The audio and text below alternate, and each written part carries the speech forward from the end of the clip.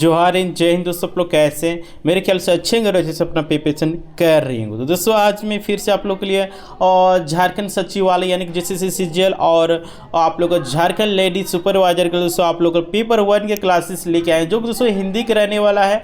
आप सभी को बता देना चाह रहे हैं हिंदी में दोस्तों देखिए आप लोग का 60 क्वेश्चन पूछा जाएगा, जिसमें से 30 आपका व्याकरण रहेगा, 30 आपका गद्यांश रहने वाला, ठीक है। जिसमें से दोस्तों आप लोग का 120 टोटल रहता है पेपर 1, जिसमें से आपको 30% क्वेश्चन सही करना रहता है, यानी कि आपको 36 क्वेश्चन सही करना है, ठीक है। तो आप लोग पास कर जाइएगा। अगर आप लोग 30% नहीं ला पाते तो आप लोग क्यों ना पेपर 2 और पेपर 3 में आप लोग 100 में 100 फुल मार्क्स ला लेते थे, आप लोग जांच ही नहीं होगा। इसीलिए आप लोग पेपर 1 को भी हल्के में नहीं लेना है और अच्छे से आप लोग इसको देख के जाना है, ठीक है। और आप ही लोग के डिमांड पर ये क्लासेस रेगुलर लेके आ रही है और रोज़ ही आप लोग को 10 बजे ज्वार एग्जाम के यूट्यूब चैनल में दिन में देखने को मिलेगा, ठीक है। तो चलिए हम लोग आज की क्लासेस को स्टार्ट करते हैं। और अभी तक आप लोग ज्वार एग्जाम सब्सक्राइब नहीं किए होंगे सब्सक्राइब कर लीजिएगा एंड बेल आइकन को प्रेस कर दीजिएगा, ताकि जब भी इसी प्रकार का वीडियो आएगा तो आप लोग सबसे पहले नोटिफिकेशन मिलेगा और आप लोग इस वीडियो को शेयर कर दीजिएगा, ठीक है। तो चलिए हम लोग आज की क्वेश्चन की स्टार्ट करते हैं। तो देखिए आज की क्वेश्चन है आपका, धुंधला शब्द में विशेषण कौन सा है? असंख्यावाचक विशेषण है, गुणवाचक है, सार्वनामिक विशेषण है, पर उपयुक्त में से कोई नहीं। तो इसका राइट आंसर हो जाएगा गुणवाचक, ठीक है। बी नंबर जो ऑप्शन होगा बिल्कुल राइट आंसर आपका हो जाएगा। चलिए नेक्स्ट दिया हुआ है आपका, दिए गए विकल्प में से तद्भव शब्द का चयन कीजिए। कौन सा तद्भव है? गांव, गौरव, गिरी, हास्य, गोधन। तो इसका जो राइट आंसर हो जाएगा ए नंबर यानी कि गांव, ठीक है। ए नंबर ऑप्शन बिल्कुल राइट आंसर हो जाएगा गांव। चलिए नेक्स्ट दिया हुआ है, यथासंभव अपना गृह कार्य शाम तक पूरा कर लो। संयुक्त वाक्य, मिश्र वाक्य, सरल वाक्य या फिर इनमें से कोई नहीं। तो इसका जो राइट आंसर हो जाएगा ये सरल वाक्य है, ठीक है। देखिए सरल वाक्य, मिश्र वाक्य, संयुक्त वाक्य, ये सबसे आप लोग का प्रश्न देखने को मिलेगा, ठीक है ना। चलिए नेक्स्ट 4 नंबर में देखिए आपका दिया हुआ है, निम्नलिखित में से कौन सा सदा बहुवचन में प्रयोग होता है? शिशु, व्यक्ति, पुस्तक या फिर डी में दिया हुआ प्राण। तो बताइए कौन हमेशा बहुवचन में ही प्रयोग होता है? 4 का बिल्कुल राइट आंसर हो जाएगा डी नंबर यानी कि प्राण, ठीक है। प्राण एक वचन में कीजिए चाहे बहुवचन में कीजिए आपका वही आएगा, इसीलिए डी नंबर जो ऑप्शन होगा आपका बिल्कुल राइट आंसर हो जाएगा। तो चलिए हम लोग नेक्स्ट प्रश्न की ओर हम लोग बढ़ते हैं। देखिए दिया हुआ है, निम्नलिखित में से कौन सा व्यंजन संधि का उदाहरण है? बताइए कौन सा है जो कि व्यंजन संधि का उदाहरण है? सदैव, मनोरथ, निर्गुण या फिर सदाचार। तो इसका जो राइट आंसर आपका हो जाएगा 5 का बिल्कुल डी नंबर यानी कि सदाचार, ठीक है। डी नंबर ऑप्शन बिल्कुल सही आंसर हो जाएगा। देखिए 6 नंबर में दिया हुआ, जटिल का विलोम शब्द क्या है? सरल, कुटिल, सहज, अजटिल। तो इसका जो राइट आंसर हो जाएगा सरल, ठीक है। विलोम पूछ रहा है, विलोम और आप लोग का पर्यायवाची सबसे आप लोग को पूछा जाएगा। तो इसका बिल्कुल ए नंबर यानी कि सरल बिल्कुल राइट आंसर हो जाएगा। नेक्स्ट है देखिए, कपड़ा के लिए पर्यायवाची शब्द कौन सा होगा? अंबर, सफरी, पावक, मयूर। तो हम लोग इसका जो राइट आंसर हो जाएगा अंबर बिल्कुल राइट आंसर हो जाएगा। कपड़ा को अंबर भी बोला जाता है, राइट। अच्छा आप लोग कमेंट करके बताइए घोड़ा का पर्यायवाची शब्द कौन कौन सा होगा? आप लोग कमेंट करके ज़रूर बताइएगा, ठीक है। चलिए देखिए 8 नंबर में आपका दिया हुआ है, शुद्ध एक शब्द है जिस पर अनुग्रह किया गया हो, वाक्य के लिए प्रयोग कौन सा है? अनुग्रहित, अनुग्रहित, अनुग्रही, अनुग्रहित। तो हम लोग को 8 का बिल्कुल राइट आंसर हो जाएगा डी नंबर यानी कि अनुग्रहित, ठीक है। डी नंबर ऑप्शन बिल्कुल राइट आंसर हो जाएगा। चलिए नेक्स्ट है, भिग्गी बिल्ली बनना का अर्थ क्या है? चूहों से डर जाना, गुस्से में कांपने लगना, दीनहीन होकर सहम जाना या फिर भूखा रह जाना। क्या होगा इसका राइट आंसर? तो इसका जो 9 नंबर का आंसर जो आपका हो जाएगा सी नंबर ऑप्शन बिल्कुल और राइट आंसर यानी कि दीनहीन होकर सहम जाना, राइट। सी नंबर ऑप्शन बिल्कुल राइट आंसर। चलिए नेक्स्ट है आपका, देखिए दिया हुआ है 10 नंबर में देखिए, चमड़ी जाए पर दमड़ी ना जाए। इसका अर्थ क्या होगा? पैसा ही माँ बाप होना, मक्खी चूस होना, भर जाए पर पैसा न जाए, अत्यधिक कंजूस होना। चमड़ी जाए पर दमड़ी ना जाए, इसका अर्थ जो आपका होगा ये अत्यधिक कंजूस होना, है ना। बोला जाता है ना कि ये शरीर का उसको क्या बोला, गंदगी तक नहीं देगा, वही बोला है चमड़ी जाए पर दमड़ी ना जाए, यानी कि सबसे महाकंजूस होना, राइट। चलिए नेक्स्ट है, देखिए 11 नंबर में, इनमें से शुद्ध वर्तनी का शब्द है ज्योत्सना, ज्योत्सना, ज्योत्सना, ज्योत्सना। बताइए कौन सा ज्योत्सना सही है, वो आप लोग बताना है। तो देखिए ज्योत्सना जो ये होगा, ठीक है, देखिए 11 को हम लोग को बिल्कुल राइट आंसर हो जाएगा ज्योत्सना, जो कि सी नंबर जो ऑप्शन दिया हुआ बिल्कुल राइट आंसर हो जाएगा। चलिए नेक्स्ट देखिए 12 नंबर में, निम्नलिखित में से कौन सा वाक्य शुद्ध वाक्य, कौन सा शुद्ध वाक्य है, मैं सारी रात भर जागता रहा, मैं पूरी रात भर जागता रहा, मैं सारी रात जागता रहा, या फिर मैं पूरी रात में जागत रहा। तो बताइए इसका राइट आंसर क्या हो जाएगा। सी नंबर ऑप्शन जो होगा बिल्कुल 12 का सही आंसर हो जाएगा, यानी कि मैं सारी रात जागता रहा। आप लोग इन तीनों पढ़िएगा तो आप लोग बहुत डिफरेंट देखने को मिल जाएगा, ठीक है ना। चलिए नेक्स्ट देखिए 13 नंबर में आपका दिया हुआ है, हिंदी के सर्वाधिक ऐतिहासिक नाटककार कौन है, भारतेंदु हरिश्चंद्र, जयशंकर प्रसाद, हरिकृष्ण प्रेमी, या फिर वृंदावन लाल वर्मा। तो बताइए 13 का राइट आंसर क्या हो जाएगा, सी नंबर ऑप्शन, यानी कि जयशंकर प्रसाद, ठीक है, सी नंबर ऑप्शन बिल्कुल राइट आंसर। चलिए नेक्स्ट है, देखिए 14 नंबर में समानार्थी शब्द का चयन कीजिए। दुख का क्या होगा, कष्ट, आघात, कठिनाई, वेदना। तो दुख का समानार्थी शब्द जो ये आपका हो जाएगा वेदना, है ना, डी नंबर ऑप्शन बिल्कुल राइट आंसर हो जाएगा। चलिए नेक्स्ट है, विद्यार्थी में समास कौन सा है, तत्पुरुष समास, कर्मधारय समास, बहुब्रीहि समास, द्विगु समास। तो इसका जो राइट आंसर हो जाएगा कर्मधारय समास बिल्कुल, और B number option right answer हो जाएगा। चलिए नेक्स्ट है,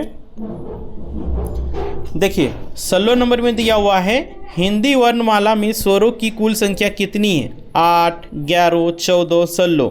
तो हिंदी वर्णमाला में स्वरों की संख्या की बात करते हैं तो ये आपका बिल्कुल 11 राइट आंसर हो जाएगा, यानी कि बी नंबर ऑप्शन बिल्कुल और सही आंसर हो जाएगा 11। चलिए नेक्स्ट प्रश्न आपका दिया हुआ है, अभिशाप शब्द में उपसर्ग कौन सा है, बताइए उपसर्ग और प्रत्यय में अंतर क्या है। तो देखिए उपसर्ग जो होता है ये शब्द के आगे लगता है, राइट, और जो प्रत्यय है ये शब्द के पीछे लगता है, ठीक है। तो बताइए अभिशाप में उपसर्ग कौन सा है, अति, अधि, आ, अभि। तो इसका जो राइट आंसर आपका हो जाएगा डी नंबर, यानी कि अभि, ठीक है, यही ना है। देखिए ये हो गया अभिशाप, और साप ये क्या हो गया, प्रत्यय हो गया। अभी यहाँ पे उपसर्ग हो गया और साप हो गया प्रत्यय, ठीक है ना।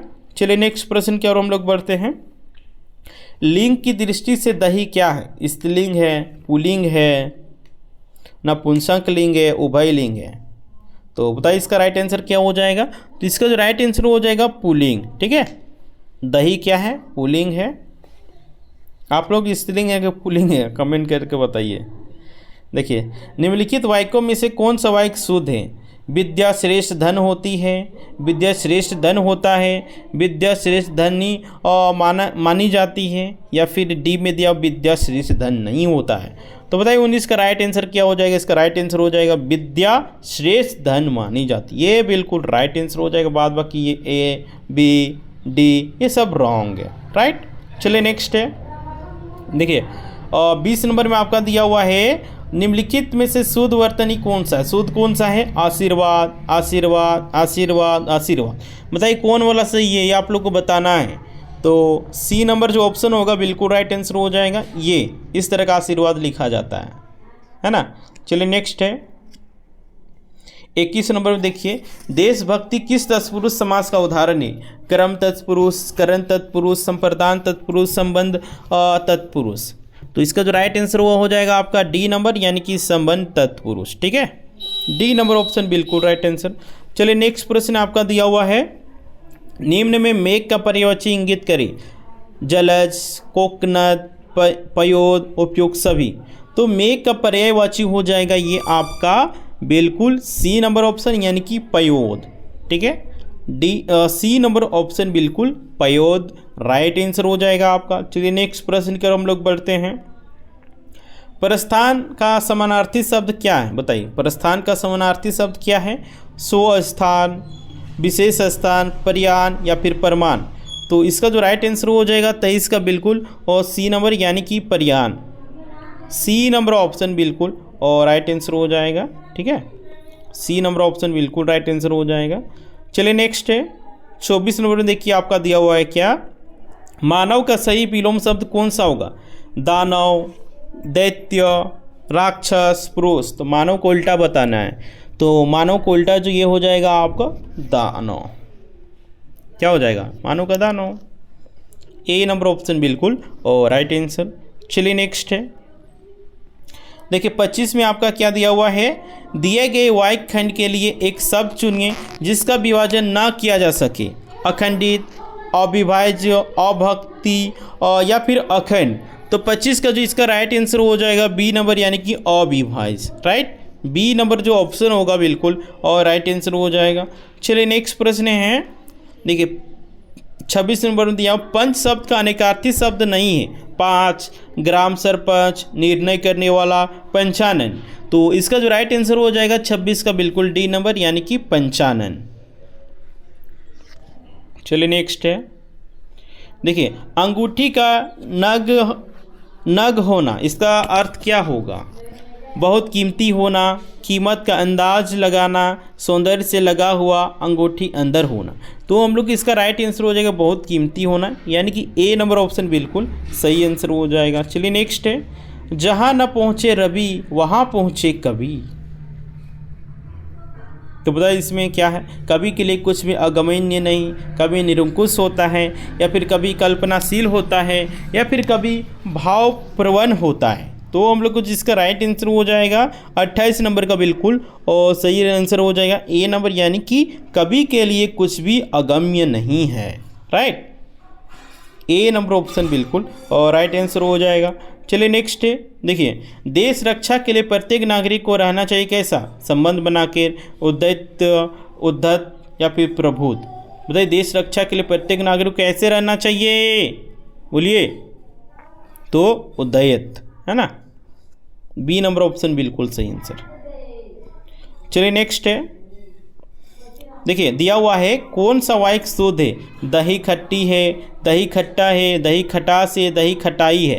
तो 30 का बिल्कुल राइट आंसर हो जाएगा दही खट्टा है, ये बिल्कुल राइट आंसर हो जाएगा। ठीक है, बी नंबर ऑप्शन बिल्कुल राइट आंसर। ठीक है, तो दोस्तों हम लोग का जो ग्रामर का पोर्शन था वो ख़त्म हो चुका है। इसी प्रकार का आप लोग को आएगा एग्जामिनेशन में देखने को मिलेगा। ठीक है, और दोस्तों अगर आप लोग पेपर 1 का मॉक टेस्ट लगाना चाहते हैं, ठीक है, तो देखिए जवाहर एग्जाम टीम के द्वारा आप लोग को बनाया गया है, चाहे आप लोग झारखंड महिला सुपरवाइजर वाले होंगे, चाहे आप लोग जैसे सीजीएल वाले होंगे, सभी के लिए ये टेस्ट सीरीज बनाया गया है। ठीक है, तो अगर आप लोग टेस्ट सीरीज प्राप्त करना चाहते हैं तो एक नंबर दे रहे हैं 8789125229। ठीक है, इस नंबर पे आप लोगों को संपर्क करना है। ठीक है, और कैसे आप लोग प्राप्त करना नहीं करना है, देखिए इस नंबर पर आपको क्या करना है, 200 पेमेंट करना है, देन उसका स्क्रीनशॉट इसी व्हाट्सएप नंबर में भेज देना। उसका भेज के आपको बता देना है कि आपको पेपर 1 का टेस्ट सीरीज चाहिए। ठीक है, उसके बाद जवाहर एग्जाम टीम के द्वारा आप लोग को टेस्ट सीरीज प्रोवाइड करवा दिया जाएगा। ठीक है, तो चलिए हम लोग आगे बढ़ते हैं, अब हम लोग गद्यांश की ओर। ठीक है, हिंदी गद्यांश देखिए दिया हुआ है आपका, हमारे चारों ओर के क्षेत्रों में नारी की सक्रियता से स्पष्ट है कि आज नारी बीते कल वाली नहीं है, अपितु नए युग के विकास की उच्चतम संभावना है। वो प्रत्येक क्षेत्र में आगे बढ़कर राष्ट्र निर्माण में सहयोग दे रही है, लेकिन खेद के साथ स्वीकार करना पड़ता है कि भारतीय पुरुष समाज का नारी के प्रति व्यवहार, दृष्टिकोण व मानसिकता अब भी मध्ययुगीन एवं सामंती ही है। इसे हम संक्रमण काल की मानसिकता कह सकते हैं, किंतु इसकी उपेक्षा नहीं कर सकती। पुरुष को अंधी व संकीर्ण मानसिकता से बाहर निकलना होगा, उसे नारी के प्रति दृष्टिकोण बदलना होगा। कामकाजी और नारी को प्रायः घर के लोग ही सहयोग नहीं देते, उसे कार्य क्षेत्र में भी कई बार भोग्य समझ लिया जाता है। कई स्त्रियां ही स्त्री की शत्रु सिद्ध होती है। कई घरों की परंपरा वादी नारी आज की कामकाजी नारी से ईर्ष्या के कारण उसे घर के काम में सहयोग नहीं देती।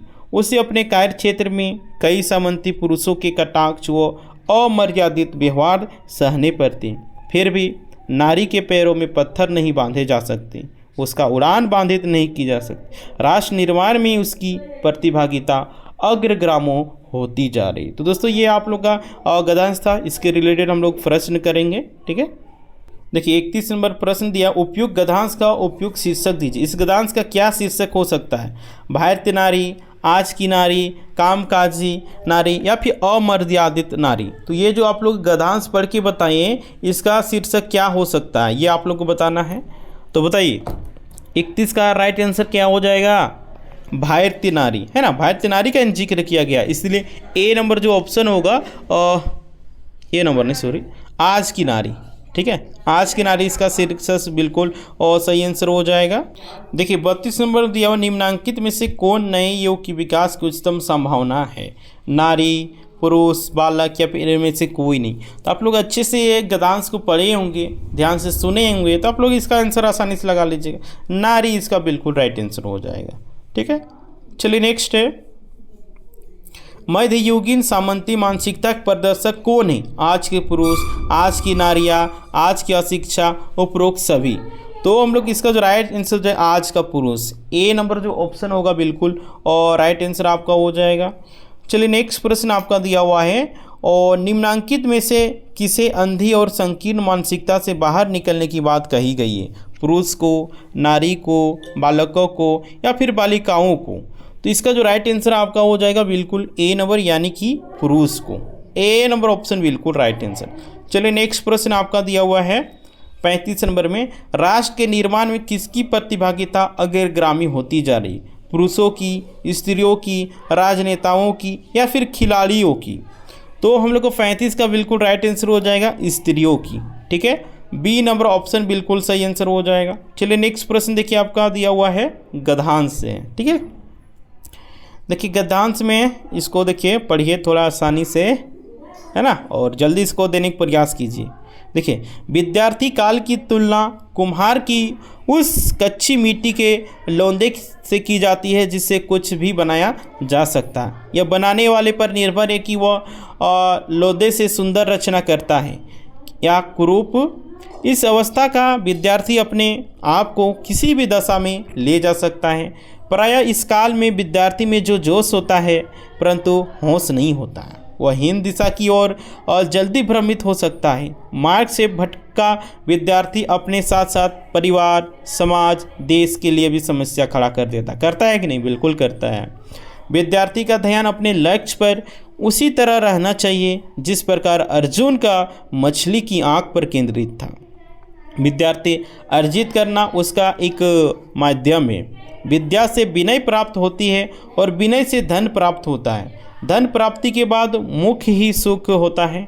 सबसे बड़ी क्षति कुसंगति के कारण होती है, क्योंकि एक गंदा फल अपने साथ के सभी फलों को गला देता है। एक मछली जो गंदी होती है सारे तालाब को गंदा कर देता है। सही बात है, ये सब संगत कर स्थान है। ठीक है, आप लोग जिस तरह आप लोग समाज में रहेगा, माहौल में रहेगा, उस तरह आप लोग भी रहिएगा कि नहीं? अगर आप लोग 3-4 दोस्त हैं जिसमें से एक गंदा है तो आप लोग भी 100% गंदा हो जाइएगा, है ना। यानी कि गंदा चीज़ जल्दी फैलता है, लेकिन वही सही चीज़ रहेगा वो जल्दी नहीं फैलेगा। वही 3-4 दोस्त खराब रहेगा और एक दोस्त सही रहेगा, तो क्या उस समय बदलाव आ पाएगा? नहीं आ पाएगा। वो एक लड़का रहेगा, वो भी उसी तरह करने लगेगा जिस तरह से उसके तीनों दोस्त करते हैं। ठीक है, वही इसमें कहा गया है, राइट। तो चलिए इसके रिलेटेड क्वेश्चन को हम लोग कर लेते हैं।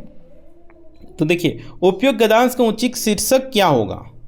और देखिए आप लोग एग्जाम देने जाएंगे उससे पहले गद्यांश अगर दे दिया तो गद्यांश में सबसे पहले आप लोग क्वेश्चन को एक बार पढ़ लीजिए, जिसके बाद पेसेज को पढ़िएगा तो उसका आंसर जो होगा आप लोग आसानी से और सही जल्दी लगा लीजिएगा। ठीक है, तो 36 कर रहा है, देखिए क्या कह रहा है, उपयुक्त गद्यांश का उचित शीर्षक क्या होगा?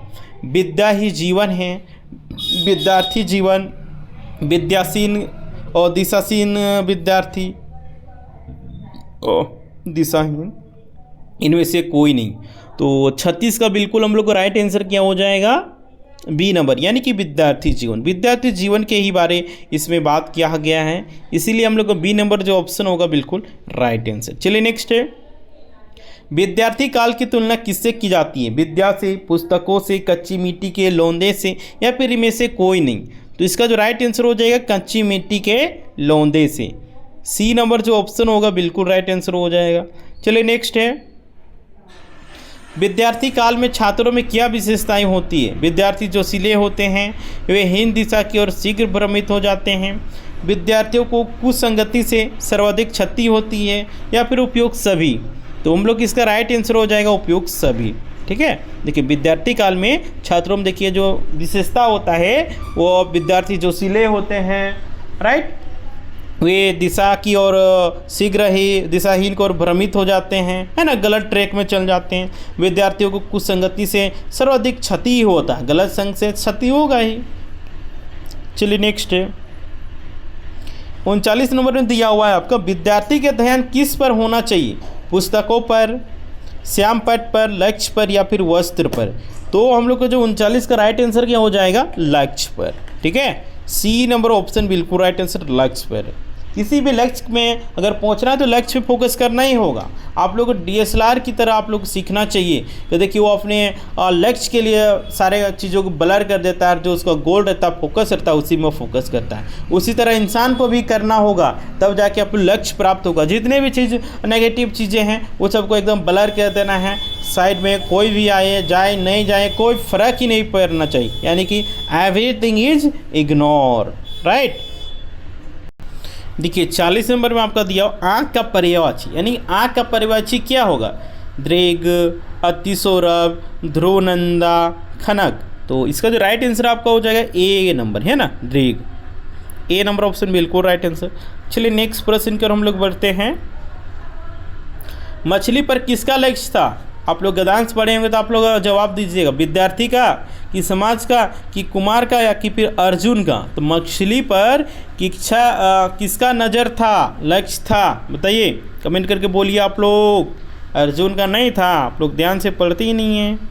चलिए नेक्स्ट है, तालाब शब्द किसके पर्याय के रूप में है?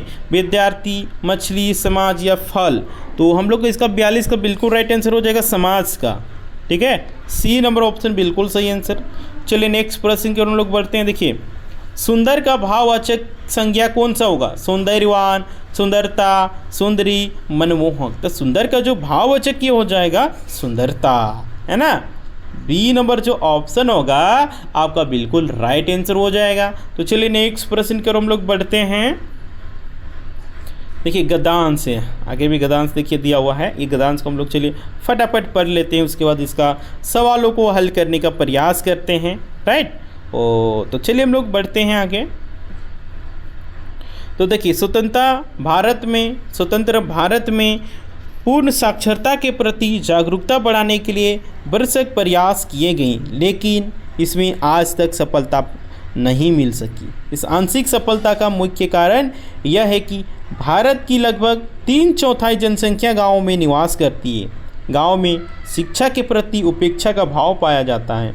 वहाँ संपन्न और जागरूक लोग ही अपने बच्चों को अध्ययन के लिए भेजते हैं। निर्धन व दैनिक श्रमिक सोचते हैं कि बच्चे को पढ़ाने से उनकी मानसिक दूषित हो जाएगी और वे अपने पैतृक व्यवसाय में रुचि नहीं ले सकेंगे, इसलिए गांव तबके के लोग, निर्धन लोग बच्चे को नहीं पढ़ाते। लेकिन ये समय बदल चुका है, आज हर युवक, हर घर के लोग शिक्षा की ओर अग्रसर हैं और बढ़ रहे हैं। वहाँ बढ़ई हो गया और किसान हो गया, लुहार, खेतीहर मजदूर तथा अन्य व्यवसायों के लोग अपने बच्चे को अपने ही व्यवसाय में रखना चाहते हैं। स्त्री शिक्षा की तो बहुत ही बुरी दशा है। वे लड़की को विद्यालय नहीं भेजते क्योंकि उसे चूल्हा चौका ही करना होता है। वे यह नहीं समझते हैं कि एक लड़की के शिक्षित होने से एक पूरा परिवार शिक्षित व साक्षर हो जाता है। सही बात है, अगर एक नारी को शिक्षित किया जाएगा तो बहुत सारे नारी को शिक्षित कर देगी, ठीक है, सभी लोगों को शिक्षित कर देगी। शिक्षित नारी अपने बच्चे को अवश्य शिक्षित करती है क्योंकि वह शिशु की पहली गुरु होती है। सही बात है, बच्चा का सबसे पहला गुरु कौन होता है? माँ होता है, उसके बाद बाप होता है, उसके बाद जो होता है सो होता है, राइट। देखिए देश के संपूर्ण विकास के लिए साक्षरता बहुत ही प्रथम स्थान रहता है ना। और हमें सरकारी और गैर सरकारी सामाजिक संगठनों के साथ मिलकर शिक्षा को प्रचारित और प्रसारित और करना चाहिए। विद्यार्थी व सेवानिवृत्त लोग स्वयं सेवक बनकर निरक्षर लोगों को पढ़ाकर राष्ट्र निर्माण में योगदान दे सकते हैं। तो दोस्तों ये आप लोग का गद्यांश था, ठीक है। इसके रिलेटेड हम लोग प्रश्न को करते हैं। तो देखिए 44 का आप लोग को दिया हुआ है, क्या उपयोग गद्यांश का उचित शीर्षक क्या होगा। इसका शीर्षक क्या होगा वो आप लोग बताना है। साक्षरता, जागरूकता, जनसंख्या, ग्रामीण छात्र। तो इसका जो राइट आंसर हो जाएगा साक्षरता, बिल्कुल ए नंबर ऑप्शन बिल्कुल सही आंसर हो जाएगा साक्षरता। चलिए नेक्स्ट है, देखिए दिया हुआ है गाँवों में प्रायः किस वर्ग के लोग अपनी बच्चों को अध्ययन के लिए भेजते हैं। निर्धन एवं दैनिक श्रमिक, संपन्न एवं जागरूक लोग, किसान एवं खेतीहर, मजदूर या फिर उपयुक्त सभी। गाँव में प्रायः किस वर्ग के लोग अपने बच्चों को अध्ययन के लिए भेजते हैं, बताइए। संपन्न और जागरूक लोग ही भेजते हैं। निर्धन और दैनिक श्रमिक लोग क्या करते हैं, जो उनका पारंपरिक पैसा है उन्हीं में चाहते हैं कि वो लोग इसमें काम करें। किसान चाहता है कि मेरा बेटा किसान ही बने, खेतीहर मजदूर ही बने, ठीक है। तो इस गद्यांश के हिसाब से हम लोग का बी नंबर ऑप्शन जो होगा बिल्कुल राइट आंसर हो जाएगा, ठीक है। चलिए नेक्स्ट प्रश्न की ओर हम लोग बढ़ते हैं। नेक्स्ट प्रश्न देखिए आप लोग को दिया हुआ है, देश की सर्वांगीण विकास का पहला सोपान क्या है। रोटी कृषि का विकास, पूर्ण रोटी साक्षरता, पौध शिक्षा। तो 46 का बिल्कुल राइट आंसर हो जाएगा पौध शिक्षा, ठीक है। बी नंबर ऑप्शन बिल्कुल राइट आंसर। चलिए देखिए इसका 46 का पूर्ण रोटी साक्षरता हो जाएगा, ठीक है। सी नंबर ऑप्शन बिल्कुल। चलिए नेक्स्ट है, भारत की कितनी प्रतिशत जनसंख्या गाँव में निवास करती है। लगभग 75%। अरे ऑप्शन अच्छा उपयुक्त सभी, और सी में लगभग 65%, और देखिए डी में दिया हुआ 33%।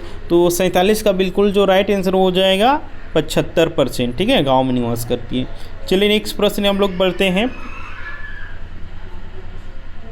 गांव के निर्धन लोग क्यों अपने बच्चे को विद्यालय नहीं भेजते हैं। पढ़ने लिखने से बच्चे की मनोवृत्ति बदल जाएगी और वे अपना पूरा पैतृक पैसा नहीं कर पाएंगे, या फिर वे अपने बच्चों को अपने पैसे में ही रखना चाहते हैं, या फिर ग्रामीण वातावरण पढ़ाई के लिए उपयुक्त नहीं है, या फिर डी। तो बताइए इसका राइट आंसर क्या हो जाएगा। तो इसका राइट आंसर हो जाएगा डी नंबर, ठीक है, यानी कि उपयुक्त सभी।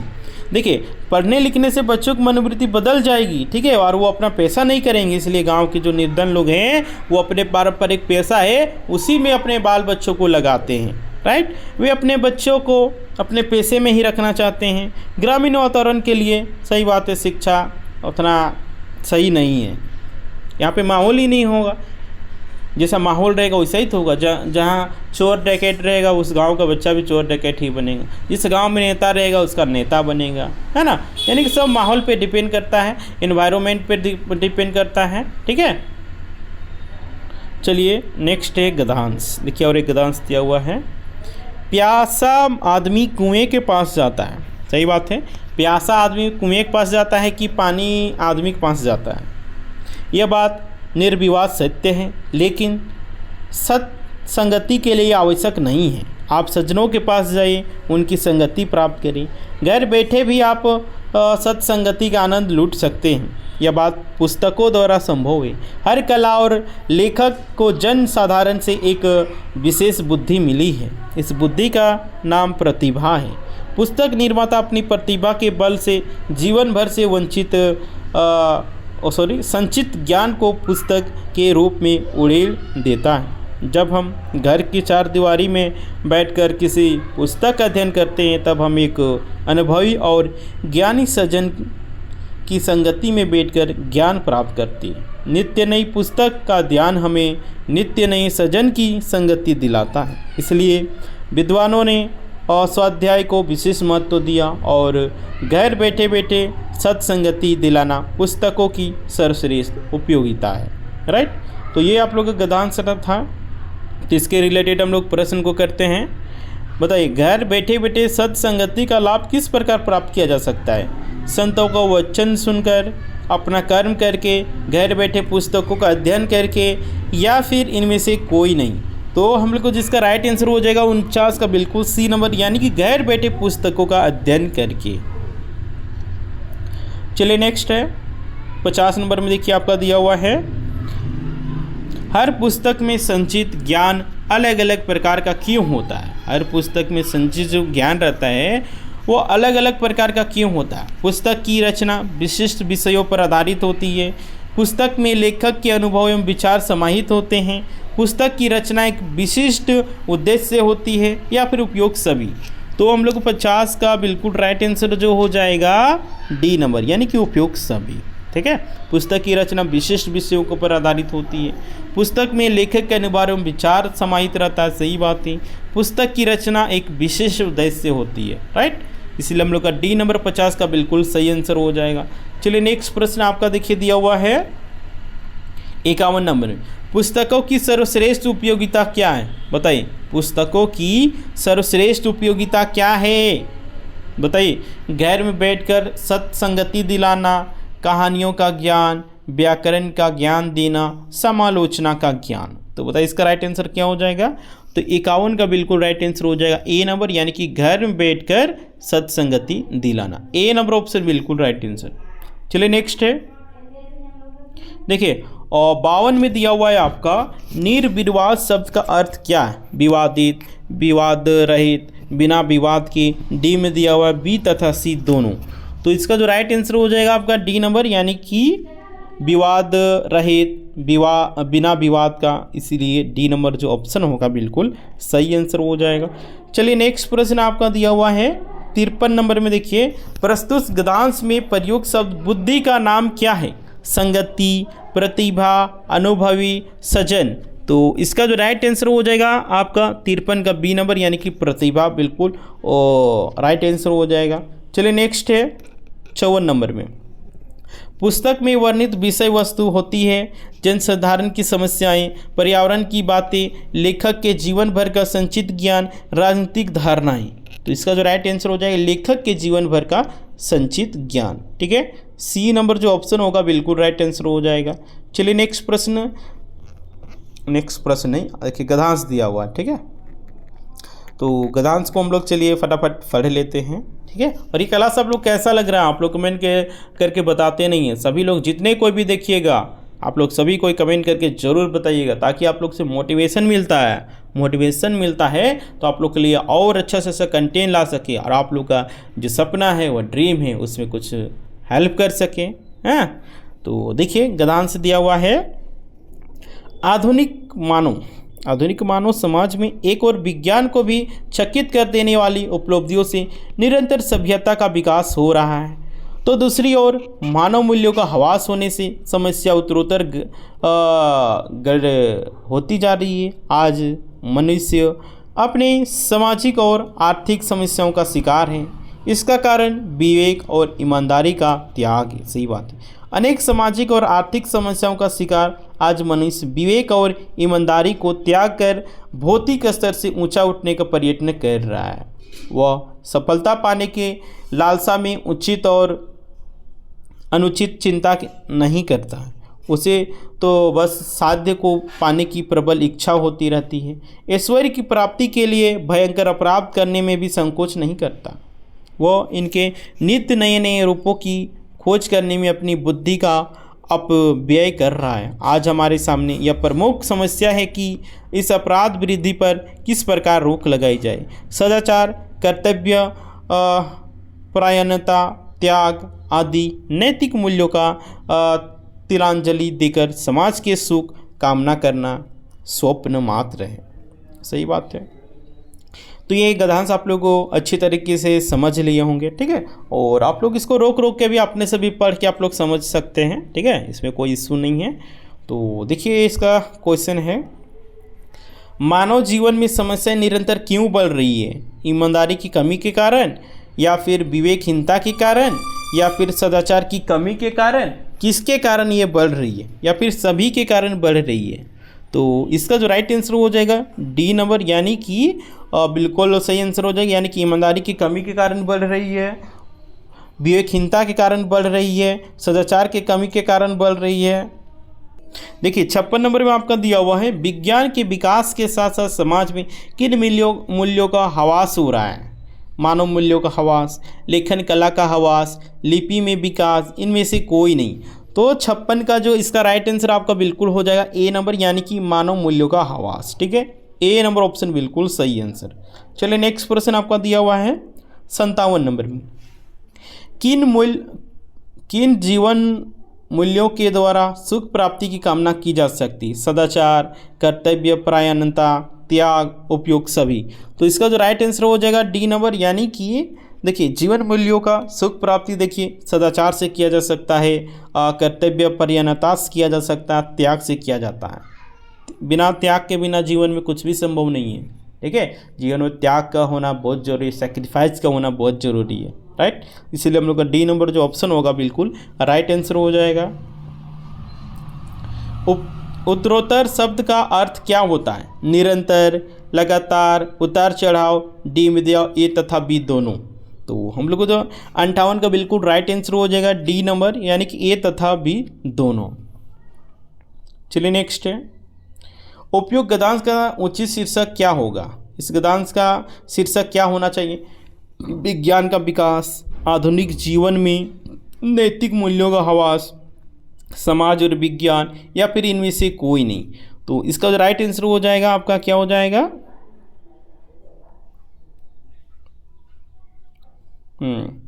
59 का बिल्कुल राइट आंसर हो जाएगा आपका बी नंबर, यानी कि आधुनिक जीवन में नैतिक मूल्यों का हवास। ये बिल्कुल इसका राइट शीर्षक हो जाएगा। चलिए नेक्स्ट है 60 नंबर में देखिए, उचित का विलोम शब्द क्या होता है? उचित का उल्टा क्या होता है? अनुचित, अच्छा, बुरा, इनमें से कोई नहीं। तो उचित का उल्टा क्या होता है वो आप लोगों को बताना है। उचित का जाहिर सी बात है अनुचित। ए नंबर ऑप्शन बिल्कुल राइट आंसर हो जाएगा। ठीक है, तो आप लोग का 60 क्वेश्चन में कितना सही हो आप लोग कमेंट करके बताइएगा। ठीक है, और ये क्लास आप लोग कैसा लगा कमेंट करके बताइएगा, और वीडियो को ज़्यादा से ज़्यादा शेयर कीजिएगा, ताकि जितने भी तैयारी करने वाले कैंडिडेट होंगे, चाहे जैसे CGL वाले होंगे, चाहे महिला सुपरवाइजर वाले होंगे, सभी के लिए इंपॉर्टेंट है। ठीक है, क्योंकि पेपर 1 सभी के लिए है, तो सभी के अकॉर्डिंग ही ये आप लोगों को लाया गया है, राइट। तो इस वीडियो को शेयर कर दीजिएगा, वो लोग पास भी पहुंच सकेगा। और आप लोग अभी तक जौहर एग्जाम को सब्सक्राइब नहीं किए होंगे, सब्सक्राइब कर लीजिएगा एंड बेल आइकन को प्रेस कर दीजिएगा, ताकि जब भी इसी प्रकार का आप लोगों को वीडियो आएगा तो सबसे पहले नोटिफिकेशन मिल सकेगा। और ये आप लोग क्लास रोज़ 10 बजे आप लोग जौहर एग्जाम की यूट्यूब चैनल में मॉर्निंग में देखने को मिलेगा। ठीक है, और बता देना चाह रहे आप लोग रोज़ शाम, ठीक है, रोज़ शाम 8 बजे आप लोग खोटा का इम्पोर्टेंट जो मोस्ट एक्सपेक्टेड क्वेश्चन है वो आप लोग को देखने को मिलेगा शाम के 8 बजे, और 9 बजे आप लोग को झारखंड जीके देखने को मिलेगा। ठीक है, तो जैसे CGL वाले उसमें आप लोग जुड़ जाइएगा। ठीक है ना, तो ठीक है, फिर मिलते हैं।